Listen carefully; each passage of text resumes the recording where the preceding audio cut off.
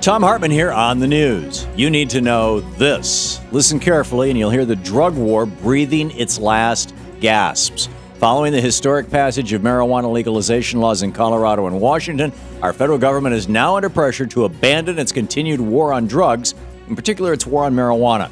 18 members of Congress wrote a letter this week to the Department of Justice to allow states to be laboratories of democracy and create their own drug laws to address the disproportionate impact that marijuana has on minorities. The letter defends the decision of voters in Colorado and Washington, saying these states have chosen to move from a drug policy that spends millions of dollars turning ordinary Americans into criminals toward one that will tightly regulate the use of marijuana while raising tax revenue to support cash-strapped state and local governments. End of quote. Basically, lawmakers in Congress are telling the federal government to get out of the way when it comes to state drug laws. Last Friday, 2 lawmakers in the House introduced legislation that would exempt states with their own marijuana laws from the Controlled Substances Act's marijuana regulations. This isn't about letting Americans get high when they want to. It's about ending a racist, ineffective, and costly drug war that has ruined the lives of millions of Americans. And now we're winning. In Screwed News, at least 9 people were arrested in Texas on Monday as they tried to prevent a foreign corporation from building a toxic oil pipeline across the United States. Following Sunday's actions in front of the White House against TransCanada's Keystone XL pipeline, several protesters formed a blockade down in Texas to stop TransCanada's bulldozers from clearing a path for their pipeline. According to reports, police officers used tear gas and pepper spray to disperse the activists and then arrested them. At a nearby site, protesters locked themselves to machinery, successfully shutting down construction for a short time. Climate scientists have been clear about the dangers of the Keystone XL pipeline, calling it a ticking time bomb for the environment. And if President Obama won't stand up and halt construction of it, then we, the people, will have to get active and do it ourselves. Go to tarsandsblockade.org.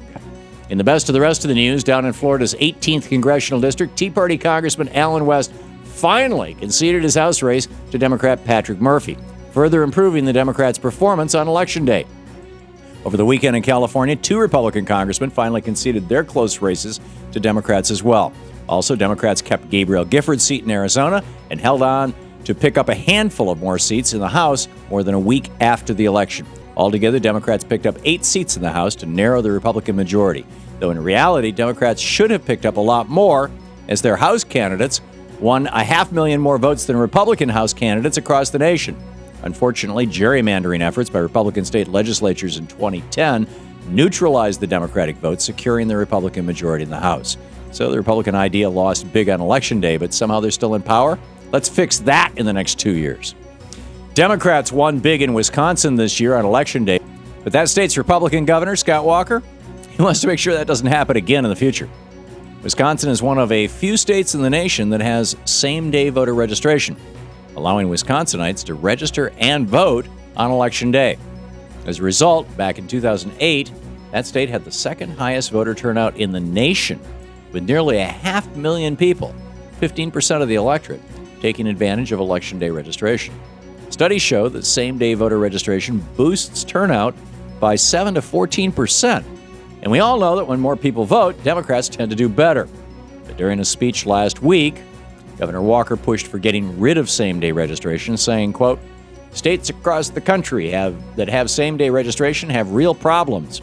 It'd be much better if registration was done in advance of Election Day.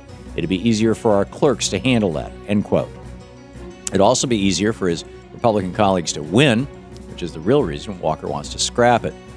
This year we saw Republican voter suppression efforts backfire, but that doesn't mean they won't try it again next election. It's time for us to do what France is doing and get the hell out of Afghanistan.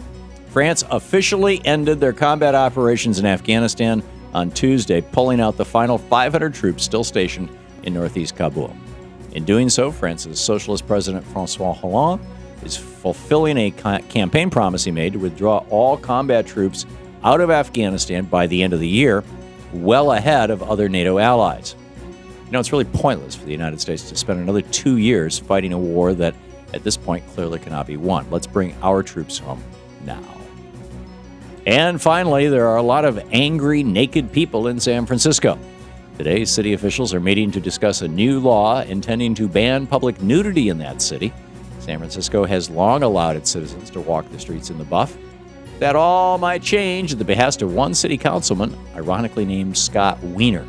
Wiener argues that nudity in the city has gone over the top, and a new law is needed to curb the indecency. If passed, nudists will be slapped with a $100 fine for the first offense, and then as much as $500 in a year in prison for the third offense. One nudist in the area told Raw Story that he'll ignore the law if passed. Lloyd Fishback said, "I live in the Castro, and I've been doing this since first grade. This is just a bunch of uptight Americans, but I'll still keep doing it, and if I see the cops coming, I'll run and hide," end quote. And that's the way it is today, Tuesday, November 20th, 2012. I'm Thom Hartmann on the news.